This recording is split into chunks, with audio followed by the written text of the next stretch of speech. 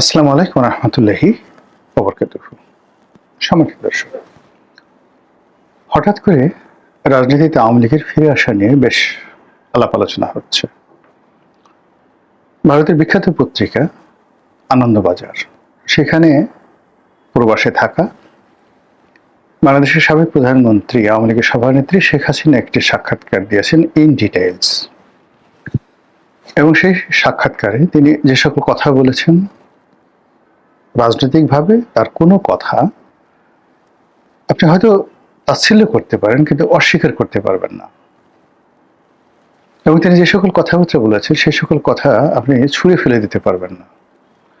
বরং তার এই বক্তব্যের মধ্যে এবং এই সময়টিতে হঠাৎ করে আনন্দবাজার পত্রিকা সহ আরো দেশ বিদেশের বেশ কয়েকটি পত্রিকায় তিনি যে সাক্ষাৎকারগুলো দিচ্ছেন, সেই সাক্ষাৎকারের মাধ্যমে রাজনীতিতে আওয়ামী লীগের ফিরে আসা নিয়ে ব্যাপক আলাপ আলোচনা হচ্ছে।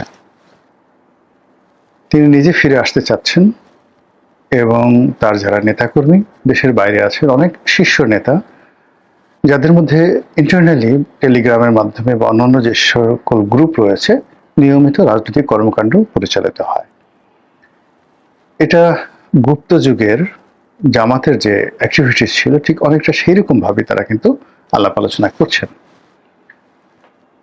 অন্যদিকে শেখ হাসিনা দিল্লিতে বসে তিনি ভিডিও দিচ্ছেন না, কিন্তু অডিও ক্লিপে ঘন্টার পর ঘন্টা, 2 ঘন্টা 3 ঘন্টা ধরে তিনি এই যে গ্রুপ মিটিংগুলো করছেন আওয়ামী লীগের বিভিন্ন নেতাকর্মীর সঙ্গে, এবং তার বক্তব্য, আওয়ামী লীগের যারা নেতাকর্মীদের বক্তব্য, এটি রীতিমতো নাও এখন ওপেন সিক্রেট। এবং অবাক করার বিষয় হলো যে শেখ হাসিনার সঙ্গে যারা বৈঠক করছেন, মিটিং করছেন, তাদের একটা বিরাট অংশ ভিডিওতে তাদের ফেস দেখাচ্ছেন এবং তারা বাংলাদেশে আছেন, যেটি সরকারের যে নিষিদ্ধ করা, আওয়ামী লীগকে নিষিদ্ধ করা এবং আওয়ামী লীগকে রাজনীতির বাইরে রাখা, এটার যে কৌশল, সেই কৌশলের জন্য রীতিমতো বুমেরাং এ গেল একটা।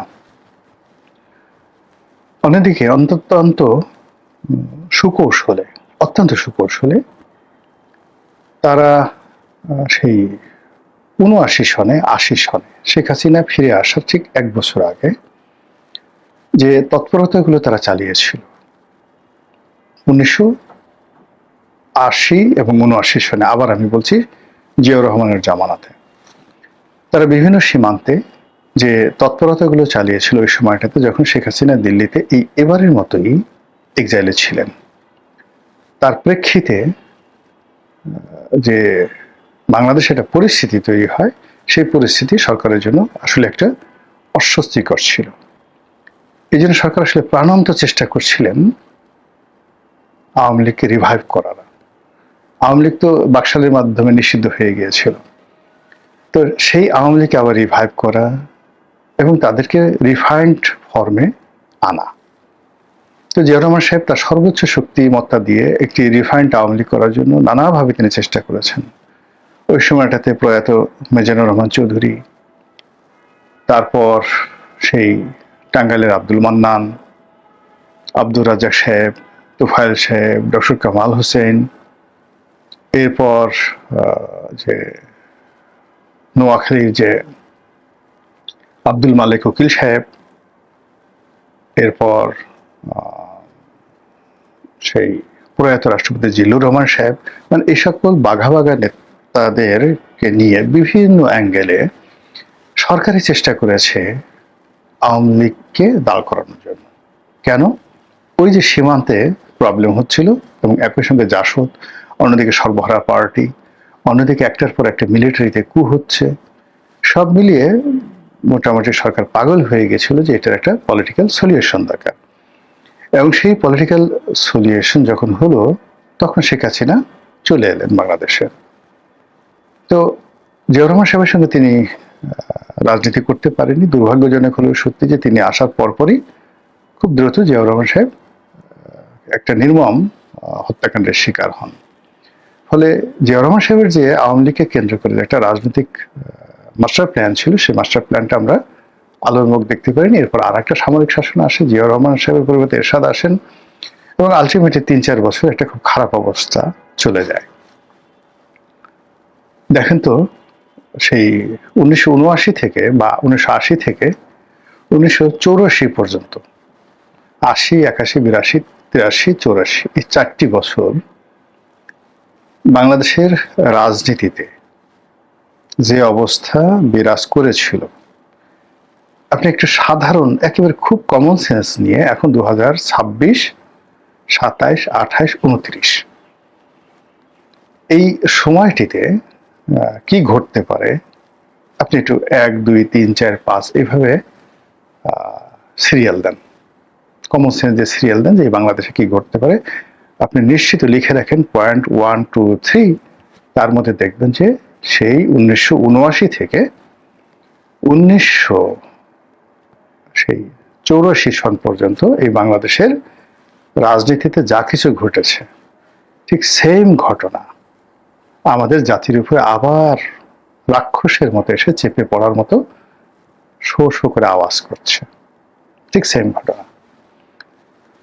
তো যেটা বলছিলাম যে সেই কারণে যে রাজনীতির যে একটা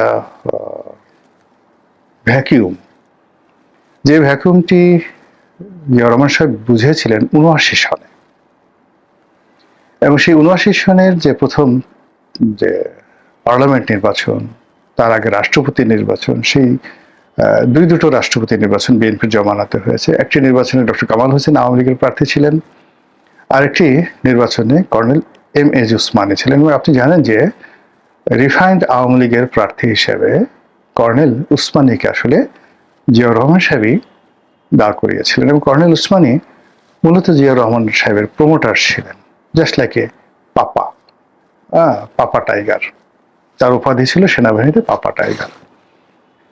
তো সেই সময়টা তো জিয়া রহমান সাহেব চেষ্টা করেছিলেন যে একটা পলিটিক্যাল সলিউশন হোক, কিন্তু সেই সলিউশনে কর্নেল উসমানীকে দিয়ে, ডক্টর কামালকে দিয়ে, তুফাইল সাহেবকে দিয়ে, আমর সাহেবকে দিয়ে, মানে যারা বাংলাদেশে ছিলেন, এটা হয়নি।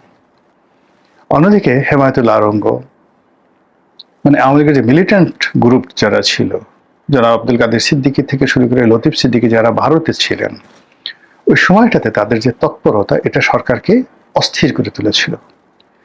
এখন আপনি দেখেন আওয়ামী লীগের যত মিলিটেন্ট গ্রুপ রয়েছে, যুবলীগের যত মিলিটেন্ট গ্রুপ রয়েছে, যারা অস্ত্র পাওয়ার থেকে শুরু করে যে কোনো অপকর্ম বলেন, সুকর্ম বলেন, আওয়ামী লীগের তারা সবাই এখন এই যে জেলখানা থেকে ইসমাইল হোসেন সম্রাটকে মানে বের করে দেওয়া হয়েছে। এখন সম্রাট কোথায় আছে বলেন তো? এই ঢাকা শহরে সম্রাট, নিখিল, কোচি, মিরপুরের যে কোচি, যিনি মানে মহানগর উত্তরের যে সেক্রেটারি ছিলেন বা সভাপতি ছিলেন, বিজিএম এর সভাপতি ছিলেন, মানে এই সমস্ত অন্তত পক্ষে আওয়ামী লীগের এই ঢাকা শহর নিয়ন্ত্রণ করে শাওন, নজরুল ইসলাম বাবু, পলিটিক্যালি ধরেন এনামুল হক শামীম, নজরুল ইসলাম বাবু, এই মানুষগুলো এখন কোথায় আছে? শেখর কোথায় আছে? জাহাঙ্গীর কবির নানক কোথায় আছে? বাহাউদ্দিন নাসিম কোথায় আছে? তারা এই ঢাকা শহরে সে 1986-87 সন থেকে পুরো রাজনীতি নিয়ন্ত্রণ করছে, আন্ডারওয়ার্ল্ড নিয়ন্ত্রণ করছে। তাদের হাজার হাজার নেতাকর্মী আছে। এই নেতাকর্মীর মধ্যে কেউ চাপাতি চালাতে পারে, কেউ বন্দুক চালাতে পারে, কেউ অপহরণ করতে পারে, সে কেউ ছেঁচা দিয়ে আপনার 32টা দাঁত খুলে ফেলতে পারে, নাকের বদনা ফাটাই ফেলতে পারে, তারা গুলিস্থান থেকে চাঁদা তুলতে পারে, সবকিছু করতে পারে। এই লোকগুলো কোথায় আছে বলেন এখন? আপনি তাদেরকে ডিসমেল্টিং করতে পেরেছেন? তাদেরকে জেলখানায় ভরতে পেরেছেন? তাদেরকে নিয়ন্ত্রণ করতে পেরেছেন? তারা মুক্ত বিহঙ্গের মতো উড়ে বেড়াচ্ছে। তাপস কোথায়? পরশ কোথায়? নিক্সন চৌধুরী কোথায়? লিটন চৌধুরী কোথায়? সবাই কিন্তু যার যার অবস্থানে অতীতের যে কোনো সময়ের চেয়ে শক্তিশালী। চট্টগ্রামের রাজনীতিতে যারা যারা আছেন, মানে এখন চট্টগ্রামের রাজনীতিতে যারা আছেন তাদের তুলনায় আওয়ামী লীগের সেটটা চিন্তা করেন।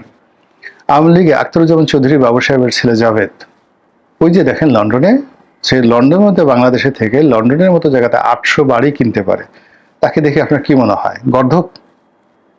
এবং সে এখনো যেভাবে বুক ফুলিয়ে সারা দুনিয়া ঘুরে বেড়াচ্ছে, আপনারা কি করতে পারছেন তাকে? শামীম ওসমান কোথায়? শামীম ওসমানের ভাই সেলিম ওসমান কোথায়? শামীম ওসমানের ছেলেরা কোথায়? সেই তুলনায় নারায়ণগঞ্জে যারা যারা আছে তারা কি শামীম ওসমানের পর্যায়ের খেলোয়াড় বলেন তো? আচ্ছা, শামীম ওসমানের বাদ দেন, এখন নারায়ণগঞ্জের পরে আপনি নরসিংদীতে আসেন, আপনি সাভারে আসেন, মুরাজ্জং কোথায়? মুরাজ্জং এখন যে কাজগুলো করতে পারে, সাভারে এখনো সে যেখানে আছে সেখান থেকে মুরাজ্জং যে কাজগুলো করতে পারে, সেটা কি এখন করার মধ্যে বিএনপি জামাতের লোক আছে সাভারে? বলেন তো। চাঁদাবাজি করা একরকম, আর রাজনীতি করা ইজ টোটালি ডিফারেন্ট থিং। এখন কি করছেন, আওয়ামী লীগের যে সমস্ত লোক আবর্জনা, এখন এনামকে ধরেছে, এনাম, ডাক্তার এনাম। এনাম তো সাভারের কিছু না, নাথিং, জিরো। কিন্তু সাভারে ধরেন চেয়ারম্যান ছিল সাইফুল, চেয়ারম্যান থেকে সাথে এমপি হয়েছে। সাইফুল কোথায়? মুরাজ্জম, সাইফুল, এই দুজনই তো পুরো সাভারের যে আন্ডারওয়ার্ল্ড, সেই আন্ডারওয়ার্ল্ডটা তারা নিয়ন্ত্রণ করতে পারে। এরপরে যারা উপজেলা চেয়ারম্যান ছিল, মুরাদের প্রতিদ্বন্দ্বী, সাইফুলের প্রতিদ্বন্দ্বী, সেই পুরো গ্রুপটা তারা কোথায় আছে? তাদের কাউকে গ্রেপ্তার করতে পারছেন? 17 বছর যারা সাভার নিয়ন্ত্রণ করেছে। তো এখন ঢাকার গেটওয়ে, সাভার, মিরপুর, আচ্ছা মিরপুরে যারা নিয়ন্ত্রণ করতো তারা কোথায়? কয়জনকে আপনি ধরতে পেরেছেন বলেন? এরপর গুলশান যারা নিয়ন্ত্রণ করতো তারা কোথায়? সব মানুষগুলো অক্ষত আছে with money, muscle power and with their agency. আচ্ছা, এখন বলেন তো, বেনজির, হারুন, মেহেদি, তারপর মুনির, এই যে পুলিশের অন্তত পক্ষে ইফেক্টিভ 2 ডজন যারা দেশের বাইরে রাখছেন, তাদের হাজার হাজার নেতাকর্মী, মানে প্রশাসনটাই তাদের হাতে। সেখানে জামাত যাদেরকে প্রতিস্থাপিত করেছিল আর বিএনপি যাদেরকে প্রতিস্থাপিত করেছে, যদি ওদেরকে ধরেন, ওদেরকে যদি আপনি একটা স্টিল ধরেন, স্টিলের দণ্ড, এরা মোমবাতি এখন যারা আছে। তো এগুলোতে আপনি কিভাবে ফেস করবেন? ফলে এখানে একটা পলিটিক্যাল সলিউশন লাগবে, যেটা জিয়াউর রহমান সাহেব করেছিলেন। এই পলিটিক্যাল সলিউশনটা জিয়াউর রহমান সাহেব দেরি করে ফেলেছিলেন, ফলে তিনি সাস্টেন করতে পারেন। এর কারণ হল তার ভিতরে শত্রুরা তাকে মেরে ফেলেছে। এবং যদি মাঠে শেখ হাসিনা যদি ৭৯ সালে আসতেন, তিনি যদি জিয়াউর রহমানের এগেনস্টে দাঁড়াতেন এবং ফেল করতেন, জিয়াউর রহমানই পাশ করতেন, কিন্তু জিয়াউর রহমানের সেই হত্যাকাণ্ডটি ঘটতো না। এই হলো পলিটিক্যাল। তো সেই দিক থেকে এখন যারা আছেন তারা নিঃসন্দেহে আমার চেয়ে, আপনার চেয়ে, অনেকের চেয়ে ভালো বুঝেন, একটা দেশ চালাচ্ছেন। তো সেক্ষেত্রে আওয়ামী লীগের ফিরে আসা নিয়ে যে সকল কথাবার্তা হচ্ছে, এতে করে রাজনীতির যে কোর্স অফ অ্যাকশন, হিসাব, এগুলি উল্টে যাওয়ার সম্ভাবনা দেখা দিয়েছে। আর আওয়ামী লীগ যদি ফিরে আসে, এখন যারা ভাত খাচ্ছেন, পোলাও খাচ্ছেন, কুরমা খাচ্ছেন, সোনার চামচ মুখে দিয়ে, চু চু করে চুষনি মুখে দিয়ে পুরো দেশকে আতঙ্কের মধ্যে রাখার চেষ্টা করছেন, এদের অবস্থা কি হবে একবার একটু চিন্তা করেন তো। ঢাকার রাজপথে মহান আল্লাহ আমাদের সবাইকে হেদায়েত দান করুন এবং হেফাজত করুন। আসসালামু আলাইকুম ওয়া রাহমাতুল্লাহি ওয়া বারাকাতুহু।